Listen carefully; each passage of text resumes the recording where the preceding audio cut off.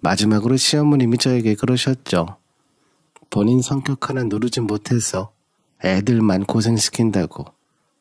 갈라서는 이유는 남편인데 주변에서 다들 아이 이야기만 하는지, 그래서 저는 마지막까지 아이 생각이었고 아이를 위해서 정리했습니다. 첫째 아이 낳았을 땐 그저 하늘에서 준 선물 같기만 했었는데 몇 달 전 둘째 아이가 나왔을 때는 생각이 많아졌습니다. 저뿐만 아니라 주변에서도 걱정부터 하더라고요. 39이라는 나이가 적지 않긴 했으니까요. 그래서 둘째만 보면 속으로 참 미안했어요. 체력적으로 저도 많이 지치고 지친 엄마 속에서 나와 그런지 둘째가 많이 예민하더라고요. 항상 저만 찾고 없으면 울고, 그러니 누구에게 맡길 수도 없었고 집에서 아이 붙잡고 살아야 했죠. 그런 상황을 누구보다 잘 아셨던 친정집에서 둘째 태어나고부터는 신경을 많이 써주셨습니다. 특히 저희 아빠가 열성적으로 도와주셨거든요. 올해 70이 넘으셨지만 친정과 저희 집으로 오며 가며 반찬도 가져다 주시고 낮에 오셔서 손주들도 봐주셨고요. 그래서 그런지 저희 둘째가 외할아버지 품에서는 칭얼거리지도 않고 잠도 잘 자는 것 같더라고요. 당시 제 상황에선 친정아빠가 와주시는 것 자체가 유일한 숨구멍이었습니다. 아빠가 오셔야 제가 누워있을 수 있었거든요. 못 채운 수면 시간도 그때 간신히 채우고 그렇게 하루하루 지내왔었습니다. 그러다 한번 난리가 났지만요. 그날도 친정아빠가 오셔서 제가 소파에 잠깐 누워 깜빡 잠이 들었는데 갑자기 아이 울음소리가 들려 눈을 떠보니 친정아빠가 저희 둘째를 감싸 안고 계셨고 옆에 저희 큰애가 창백하게 찔려서 같이 울고 있는 겁니다. 그러니 저도 깜짝 놀랐죠. 저희 큰애가 7살인데 그 나이 때 애들이 한창 방방 뛰다니며 놀잖아요. 큰애도 외할아버지를 잘 따르며 지냈기에 할아버지가 오셔서 좋았는지 할아버지 주변에서 뛰어다니다가 바닥에 있던 둘째에게 발이 걸려 넘어졌다고 하는 겁니다.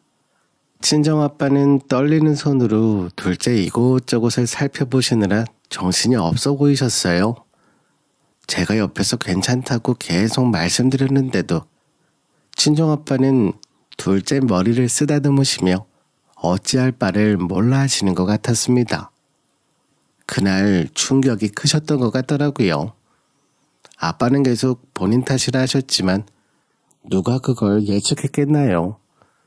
19평짜리 집에서 사내 아이 둘 키우다 보면 이런 일 저런 일 다 일어나는데 굳이 원인을 찾자면 집이 워낙 좁은 것 말곤 그 누구도 잘못 없다 생각했었죠. 근데 제 친정아빠도 저랑 생각이 비슷하셨나 보더라고요. 전혀 예상도 못했었는데 며칠 뒤 친정집에서 연락이 온 겁니다. 친정엄마가 밝은 목소리를 좋아하시길래 들어봤더니 희진아, 우리 외손주들이 이 할머니 걱정 하나를 덜어줬지 뭐니. 그 고집불통 너희 아빠가 엊그제 부동산에 다녀왔단다. 내 평생 너희 아빠 부동산에 가는 걸 그날 처음 봤어. 내가 얼마나 놀랐는지 모른다. 하시며 친정아빠께서 갖고 계신 땅을 처분하시겠다며 누가 옆에서 이야기한 적도 없는데 아침부터 부동산에 다녀오셨다고 하더라고요. 엄마는 계속 외손주들이 복덩이라고 집안 걱정을 덜어줬다면 너무 좋아하셨고요. 그때까지도 저는 그게 왜 우리 애들과 관련이 있는지는 알 수 없었죠. 그리고 한 달 뒤 저는 집으로 옮기게 되었어요. 친정아빠가 저보고 집으로 옮기라며 어찌나 단호하게 말씀하시던지 살던 집을 팔고 옮긴 것도 아니었고요. 살던 집은 아직 계약 기간이 몇 달 남아서 당장 뺄 수도 없는 노릇이었고 아빠가 28평짜리 아파트 전세를 바로 계약해버리신 겁니다. 앞에 놀이터도 있고 우리 손주들 거기서 뛰어놀면 좋을 것 같아서 정한 거라 하셨어요. 너무 갑작스럽게 결정된 일이라 제가 아버지께 무슨 돈으로 이렇게 하셨냐 했더니 저번에 갖고 계신 땅 정리하시며 생긴 돈으로 넣었다고. 둘째 희연이 몫은 따로 또 있으니 저보고 동생 눈치 그만 보고 빨리 옮기라고 하시더라고요.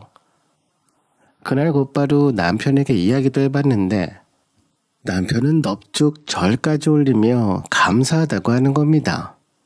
한 번쯤은 죄송한 척이라도 할 만한데 남편도 큰 집에 간절했었나 봐요. 절까지 할 줄은 몰랐거든요. 저희 남편은 저보다 4살이 많고 회사에서 동료들 소개로 알게 되었습니다. 영업직이라 그런지 말을 너무나 유창하게 잘하는 모습에 넘어가서 연애도 하고 결혼도 하고 나이 마흔에 둘째까지 갖게 돼버렸죠. 연애할 땐 매력적인 성격이긴 했어요. 저돌적으로 저에게 대시하다가 어느 날은 모르는 사람처럼 냉정했다가 그렇게 냉탕 온탕 왔다 갔다 하며 사람 혼을 빼놓는데 나중에 정신 차려보니 제가 웨딩드레스를 입고 있었거든요.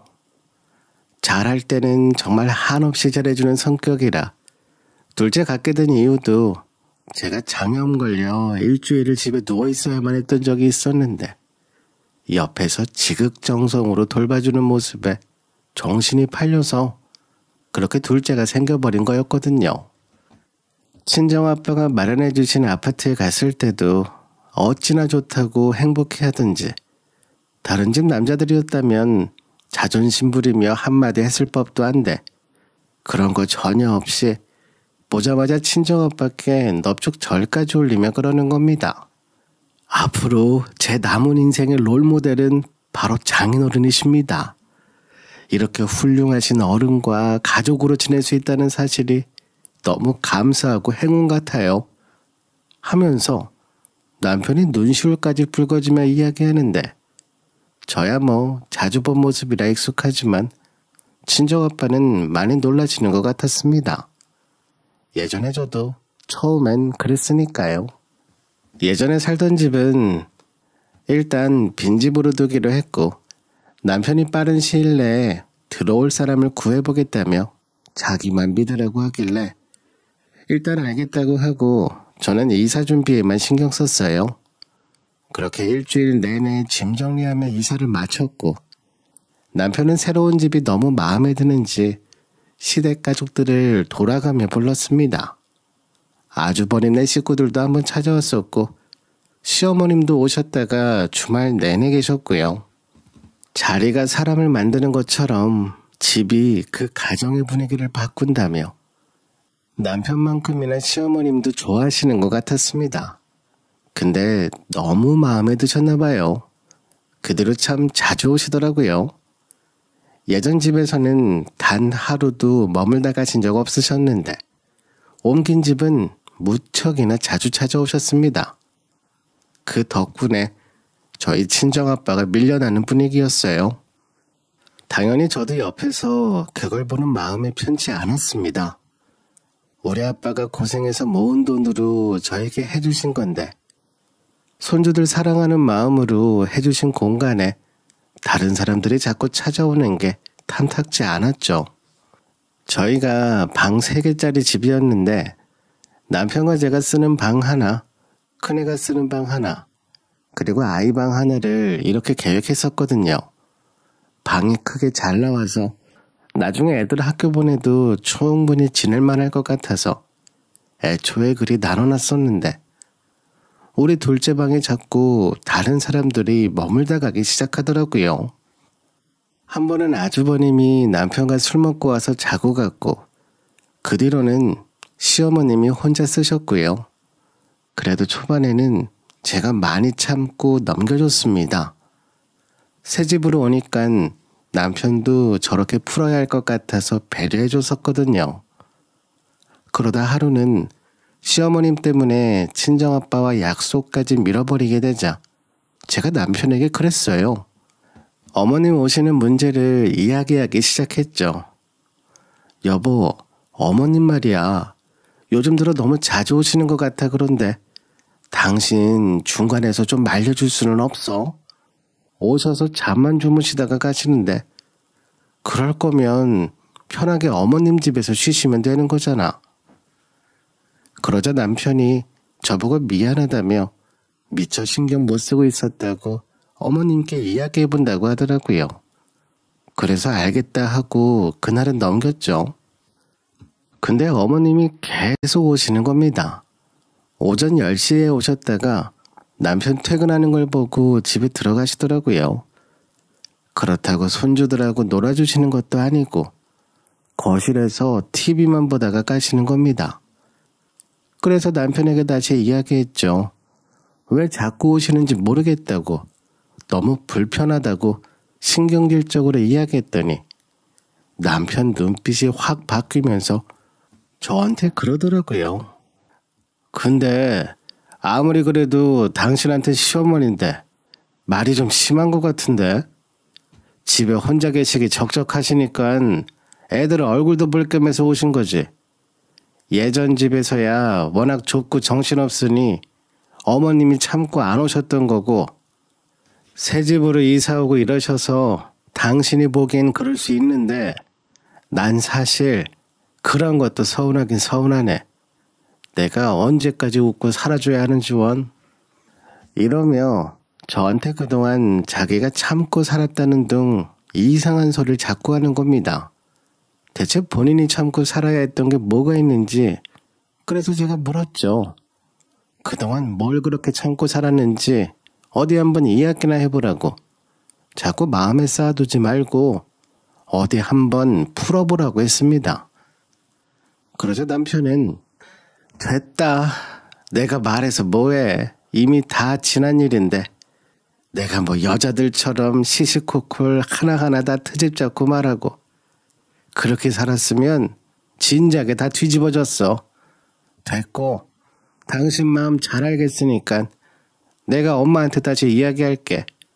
이제 그만하자. 하며 말하는 도중에 그냥 방으로 들어가 버리더라고요. 그리고는 다음날 남편 혼자 시댁에 내려간다고 가버렸고 금요일날 퇴근하고 간다 하고는 토요일 밤이 되어도 아무 소식이 없는 겁니다. 남편이 알아서 이야기한다 했으니 잠자코 기다렸죠. 괜히 제가 전화해서 어디냐 빨리 와라 이런 소리 했다가 어머니까지 모시고 올 수 있으니 다른 것도 아니고 시댁에 갔는데 큰 걱정 없이 애들 보다가 잠들었어요. 그리고 새벽에 눈을 떴죠. 침실 문틈 사이로 환한 불빛이 새어나오길래 벌써 낮이 되었나 싶었습니다. 근데 새벽 6시더라고요. 남편이 일찍 들어왔나 싶어서 침대에서 일어나 문 앞으로 다가가는데 밖에서 웃음소리가 들리는 겁니다. 남편 웃음소리야 몇 년을 듣고 살았으니 바로 알았지만 남편 말고 한 사람이 더 있더라고요. 그래서 문을 살짝 열고 밖을 살펴봤더니 저희 어머님이셨습니다. 어머님 웃음소리가 저랬는지 그날 처음 알았죠. 내려가서 다 정리하고 온 줄 알았는데 어머님까지 모시고 와서 새벽부터 맥주 캔이나 쌓아놓고 있는 꼴을 보자 속에서 천불이 끓어오르더라고요. 예전 19평짜리 집에서 지낼 땐 집에서 술 한 잔 마신 적 없었는데 집 옮기고 나니 기막힌 꼴을 여러 번 보더라고요. 그래서 곧장 나가봤죠. 그날 새벽에 남편과 한바탕 했습니다. 어머님이 옆에 계시든 말든 저는 참을 만큼 참았고 기회 줄 만큼 줬는데 그냥 다 이야기했죠. 제가 단단히 화가 났다 생각했는지 남편이 어머님을 붙잡고 방으로 모셔다 드리는데 방문 틈으로 어머님 짐가방이 보이더라고요. 그날 시댁에 다녀온다는 소리가 어머님 짐 챙겨서 모셔온다는 말이었더라고요. 그래서 간단했어요. 난 이렇게 못 산다고 했습니다. 그러자 남편이 웃으며 그러대요. 아이가 둘인데 둘째 태어난 지는 1년도 안 됐는데 이혼은 무슨 이혼? 이번에 장인어른도 말이야. 우리 그동안 힘들게 지내고 있어도 눈길 한 번 안 주셨는데 둘째 태어나고는 한 번에 도와주셨잖아. 왜 그러셨겠어? 갑자기 사위가 이뻐지셨겠냐고. 그동안 나랑 술 한잔도 하지 않으셨던 양반인데 내가 모를 것 같아? 장인어른 본인도 둘째 나오는 거 보고 깨달으신 거지. 근데 이혼은 무슨 이혼? 당신도 그만 정신 차리고 우리 엄마 여름 전까지만 함께 계실 거니까 그렇게 알아. 그러면서 방으로 들어가 태평하게 들어 눕길래 그때 저도 생각이 참 많아졌습니다. 방에서 자고 있는 아이들도 눈에 들어왔고요. 남편이 저번에 좋아했던 이유가 그런 거구나 싶고, 그래서 어머님도 저리 당당하게 짐가방까지 싸갖고 오신 것 같더라고요. 한참을 거실에 멍하니 서 있다가 저도 방으로 들어갔어요. 간단하게 외투 하나 걸치고 손가방 조그만 거 하나 들었고요. 바퀴 달린 캐리어나 커다란 여행가방 같은 건 필요하지도 않았습니다. 그리고는 남편에게 말했어요. 당신하고 나하고 오늘부로 이혼이고 양육권이고 뭐고 다 포기하니깐 당신이랑 당신 엄마랑 둘이서 잘 키워보든지 말든지 알아서 하라고. 내가 양육비는 매달 보내줄 테니 그건 걱정하지 말라 했어요. 남편은 쳐다보지도 않고 웃고만 있길래 방문을 열어버렸고요. 제가 나가는 뒷모습을 보더니 저보고 어디 가냐고 묻길래 당연히 친정집에 간다고 했습니다. 근데 아무것도 안 들고 가냐고 하더라고요. 그래서 제가 이야기해줬죠. 어차피 청소업체 불러서 싹 치워버릴 건데 내 짐은 그때 직원분들에게 부탁해서 택배로 붙이면 끝이고 옷이야 새로 사면 그만인데 뭐가 문제냐고 했죠. 정내미가 떨어져서 당신하고는 더는 못 지내겠으니 우리 아빠 집에선 나갈 준비나 하라고. 짐을 챙겨야 하는 건 내가 아니라 당신 아니냐고 저도 웃으면서 이야기해줬죠. 그리고는 친정으로 와버렸습니다. 친정에 와서도 아버지께 말씀드렸어요. 이사하고 나서 어떤 일이 있었는지, 그리고 남편이 무슨 소리를 했는지 솔직히 이야기했고요. 이런 생각 갖고 사는 남자랑 더는 못 지낼 것 같아 나와버렸다고. 애들이야 어차피 그 집 손주들인데 애들 핑계로 어머니까지 모셔왔으니 알아서 키우지 않겠냐고 했죠. 친정아빠는 한참 동안 듣고 계시더니 너 편한 대로 하라고, 결혼 생활 그쯤 해봤으면 충분히 한 것 같다 하시더군요. 친정에서 첫날 밤 혼자 밤새도록 울었습니다. 남편 생각은 전혀 없었지만 애들 생각 때문에 너무 화가 나더라고요. 엄마가 옆에 있어야 할 시기인데 가슴 한구석이 베어 나가는 듯 아팠어요. 그래도 여기까지 온 이상 이 악물고 참아야 했죠. 애들 보고 싶다고 돌아가 버리면 평생 그렇게 참고 살아야 할 것 같았거든요. 일단 이혼소송 바로 진행했고요. 아빠가 말을 해주신 집은 청소업체 불러서 싹 비웠습니다. 직접 가보고 싶은 마음이 굴뚝 같았지만 저 대신 친정아빠가 다녀오셨어요. 애들은 시댁에 보낸 것 같다며 말씀해 주시길래 그나마 다행이라 생각했고요. 그렇게 보름 정도 더 지난 뒤에 아이들을 만날 수 있었습니다. 시어머니가 도저히 힘들다고 포기하시는 바람에 남편이 친정집으로 데려왔더군요. 당장에 애들한테 달려가 끌어안고 싶은 마음 굴뚝 같았지만 일부러 쳐다보지도 않고 냉랭하게 남편하고만 이야기했어요. 저보고 아이들 좀 맡아달라 애원하길래 제가 그랬죠. 양육권 내가 받아오는 대신 양육비 전액 미리 달라고 했고, 남편이 한동안 고민하더니 우리 살던 19평짜리 집 정리해서 한 번에 주겠다고 하길래 그렇게 정리되었고요. 나머지 위자료랑 재산 분할은 별도로 받았어요.